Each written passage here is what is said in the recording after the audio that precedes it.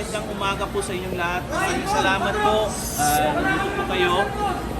Yung mga questions po ninyo, kay Attorney Danao na lang po siya sasagot. Maraming salamat and God bless us all. Thank you po. Sir, what's your advice, sir? Sir, Attorney Mans, confident ba mga kuan? Okay, sige na ha. Paliwanag lang po ninyo. 5 minutes ha. Sige, ano sa to? Attorney, paliwanag lang po ninyo kung ano yung final po ninyong kaso. Okay, ang pinahit po namin ay isang criminal case po dahil sa paglabag ng Section 8A RA 9160 na naamendihan ng RA 11521. Ang sinasabi po sa batas ay bawal po na isiwalat ng AMLAC kahit anong impormasyon na nalakap nila sa mga bangko.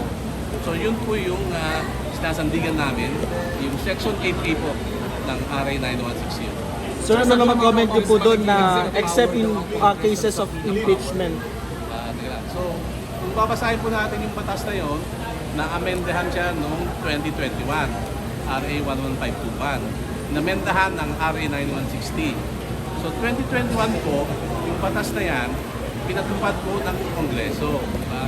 So, ang batas, bago maging batas, pinag-uusapan, diba, sa House, sa Senado. So kung meron silang gustong exception doon sa batas na yun, dapat nilagay nila.